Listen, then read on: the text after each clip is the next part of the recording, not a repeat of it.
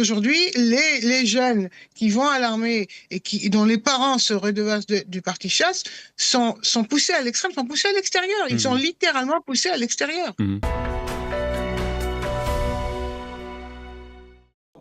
Et nous allons parler à présent élection et puis plus particulièrement du parti chasse avec une nouvelle, comme je disais tout à l'heure, qui a passé presque inaperçue, mais qui est, à mon avis, très importante pour le parti chasse et aussi pour les élections. Et pour en parler, nous sommes ce matin avec Peggy Sidor, journaliste et spécialiste des questions orthodoxes. Bonjour Peggy, merci beaucoup d'être avec nous ce matin. Bonjour Olivier. Alors on va parler de cette nomination. D'ailleurs, est-ce que c'est une nomination, une élection C'est une demi-nomination. Ils ne sont pas allés jusqu'au bout. C'est-à-dire, il y a des finesses là, vous savez, avec les... Alors peut-être pour nos auditeurs, on va préciser, c'est le Rav Yitzhak Yosef qui a été nommé en fait chef spirituel de chasse. Alors, ma première question... Il n'est pas le président. Mais il n'est pas le président. Il y a une nuance. Il n'est pas le président.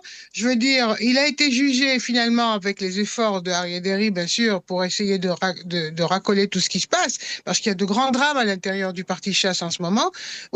C'est surtout autour de la question de la circonscription pour l'armée. Alors là, c'est le fils du rabbin Ovadia Yosef qui a été l'ex-grand rabbin d'Israël, relevé par son frère, qui est aussi maintenant le grand rabbin d'Israël. Ils sont très différents sur leur position sur certains domaines, il faut le dire. Alors, le grand rabbin en question voulait être nommé à la tête de ce qu'on appelle la Moetet Rachamim, c'est-à-dire le conseil des sages du parti chasse, enfin du mouvement chasse, surtout pas seulement du parti politique, bien sûr, c'est beaucoup plus large que ça. Aryeh Deri était devenu suspect parce qu'il n'avait pas réussi à faire annuler la loi de la circonscription qui fait que maintenant trop de jeunes qui sont dans les yeshivot sont traqués par la police militaire comme déserteurs. Les choses étaient arrivées au point qu'il y avait vraiment une déconnexion totale entre les deux. Aryeh Deri a réussi, encore une fois, à arranger la situation in extremis, mais les choses ne sont pas passées complètement comme il le voulait, mais c'est déjà, si vous voulez, il s'en est sorti un petit peu avec un petit peu de dégâts, mais il s'en est quand même sorti. Alors, juste avant, pour préciser, il n'y avait pas de chef spirituel avant le Rav Yitzhak Yosef? Il y avait un... Non, depuis la mort du rabbin Ovadia Yosef, il y avait un chef spirituel, ça fait 13 ans, hein, mais il n'y avait pas un président. Ouais. Et c'est quand même, ce sont des nuances, ça paraît comme des nuances aux yeux de ceux qui ne sont pas dans le parti, mais c'est très important. Alors, ce que Aryeh Deri a fait, c'est qu'il est allé au plus ancien de ces sages, qui est le Rav Maya, qui est beaucoup plus tempéré, beaucoup moins extrémiste, et il a réussi à le convaincre. Il a écrit une lettre dictée par le Rav Maya pour arriver à vraiment convaincre le Rav Yosef, que les choses sont pas si graves, que les choses vont s'arranger, qu'il revient vraiment en pénitence devant l'autorité de la haute sagesse, et les choses se sont un petit peu arrangées, je dirais, jusqu'à la prochaine. Alors, jusqu'à la prochaine, et surtout jusqu'après les élections, parce que, bien sûr, chasse, il va y avoir des négociations qui vont avoir lieu, et bien entendu, on va demander l'avis donc, du Rav Yitzhak Yosef. Et là, on pourrait peut-être éventuellement avoir des surprises, surtout à la lumière de certaines déclarations que le Rav Yosef a fait concernant Eisenkot. Absolument. D'abord, ils essayent. Moi, je dirais en faisant très, très, très attention, vraiment, que rien n'est dans leur poche. Je veux dire, Netanyahou ne les laissera pas lui échapper si facilement.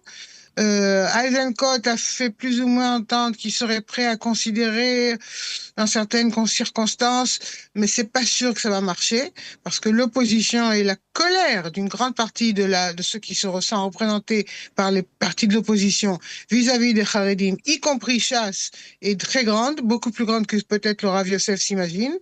Ce qu'il y a surtout, c'est que derrière tout ça, il y a de différentes positions. C'est-à-dire, le rabbin Yosef représente cette partie du parti chasse, du mouvement chasse, qui sont devenus extrêmement extrémistes, je dirais, Mhm.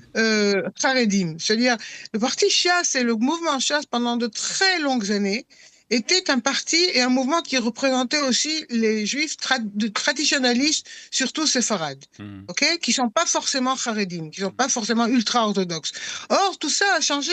Et sous l'égide du rabbin Yitzhak Yosef, la partie qui s'identifie avec le côté ultra-orthodoxe, qui est proche des ultra-orthodoxes ashkénazes, c'est beaucoup, beaucoup fortifié. Il y a énormément de juifs séfarades qui se sentaient tout à fait à l'aise dans le parti chasse, tout en envoyant leurs enfants à l'armée, tout en Ouais. travaillant, tout en étudiant, et qui se sentent complètement, qui se sentent plus chez eux, si vous voulez. Mhm. Et c'est la raison pour laquelle peut-être que ceux qui réfléchissent justement à la stratégie politique et à la communication du parti chasse ont voulu justement essayer de rapprocher ces électeurs dont vous parlez, qui sont plus traditionnels, qui envoient leurs enfants à l'armée. Et il y a un film qui a été diffusé, qui a été d'ailleurs, je crois, interdit par la suite. Interdit, oui. Qui a été interdit, où on voit justement une famille séfarade avec le soir le vendredi soir, le père qui fait le kidouche, qui attend un enfant qui revient de l'armée et un autre enfant qui étudie à la yeshiva. Et ça a été interdit parce qu'on voit un soldat, mais c'est quand même un message très fort que veut faire passer le parti chasse, c'est-à-dire essayer de ramener justement cette population qui est aussi assez traditionnaliste, qui est pour l'enrôlement à l'armée, de le refaire revenir vers chasse. Bah oui, mais j'ai l'impression que c'est un peu tard, hein. Les chevaux ont déjà Ouais. quitté l'écurie. Parce qu'il y a vraiment une grande colère au sujet. En fait, toutes ces choses-là ont dramatiquement changé depuis le 7 octobre. Parce qu'il y avait jusque-là un mouvement un peu souterrain, si vous voulez, très discret, d'enrôlement, même chez les ultra-orthodoxes ashkénazes. Mais chez les séfarades, cette question est cruciale. Parce que, effectivement, ce que vous décrivez, la scène du repas de vendredi soir, du Erev Shabbat, dans une famille attachée aux traditions séfarades, il y a le fils qui revient de l'armée, le fils qui vient de la yeshiva, le fils qui est devenu complètement laïque, et tous peuvent ensemble se rencontrer à la table du Shabbat chez leurs parents. Or, cette situation qui soit dit entre parenthèses, horripile les ultra-orthodoxes ashkénazes, ils y voient un grand danger d'influence, et cette image ne répond plus à la réalité. Ouais. Parce qu'aujourd'hui, les jeunes qui vont à l'armée et dont les parents se redevancent du parti chasse sont poussés à l'extrême, sont poussés à l'extérieur. Ils sont littéralement poussés à l'extérieur. Qu'est-ce que ça veut dire, d'après vous, Peggy, de l'autorité d'Ariel Derry dans le parti? Elle s'émousse de jour en jour, d'année en année, d'élection en élection. Elle s'émousse beaucoup. Ouais. C'est encore une espèce de magicien comme ça qui arrive à jongler comme ça avec tout le monde et à finir par obtenir ce qu'il veut. Mais la colère gronde contre lui dans cette société. Je veux dire, quand les jeunes qui appartiennent effectivement je dirais pas seulement au parti, mais à ce mouvement qui est très large, vont à l'armée, se battent dans les différentes guerres, tombent au combat. Et Derry a finalement révélé que 3 de ses petits-enfants sont des déserteurs. Ça ne passe plus comme avant. Ça ne passe plus comme avant. Ça devient difficile. Est-ce que ça veut dire que c'est un changement de cap pour Chasse? Et est-ce qu'il y a déjà un successeur à Ariel Derry qui est peut-être visible? On a entendu que j'ai lu quelque part qu'on cherchait pour la liste de Chasse justement plus des personnalités qui sont plus plus souples par rapport à la loi sur l'enrôlement de l'armée. Vous savez, on cherche des remplaçants, des successeurs à Ariel Derry depuis qu'il est à la tête du pouvoir. Il y a eu une tentative avec Eli Yishai qui n'a pas duré. De ce point de vue-là, ça va pas être une affaire facile. Mais je pense, enfin, vous savez à qui a été donnée la prophétie, alors Ouais. je fais attention. Mais enfin, en voyant un peu ce qui se passe, moi je pense que ce qui va se passer, c'est que petit à petit, et c'est un processus qui a déjà commencé d'ailleurs, Chasse va redevenir un parti qui représente les ultra-orthodoxes Haredim.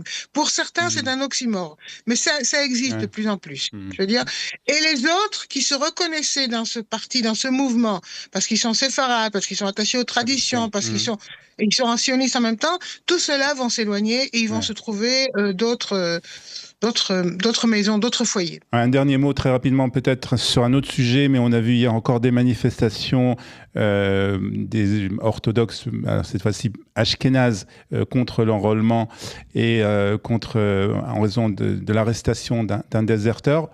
On voit que de ce côté-là, les positions ne changent pas en fait. Ah non, non, pas du tout, ne change pas du tout. Mais je pense que ça augmente de plus en plus et on va assister à ça ces prochains jours parce qu'on s'approche des élections. Ce que les rabbins de chasse et les rabbins orthodoxes et ashkénazes aussi disaient, il faut arriver à un accord, à un arrangement avant les élections parce qu'ils ont Mhm. le sentiment qu'une fois les élections terminées, quoi qu'il arrive et quoi qu'il en ressorte, leur position sera beaucoup plus Mhm. affaiblie. Mhm. Donc ils veulent obtenir le plus possible en avance. Très bien, merci beaucoup pour cette analyse et pour ces explications, Peggy Sidor, qui est journaliste spécialiste des questions orthodoxes. Merci Bonjour, beaucoup Olivier. et bonne journée à vous.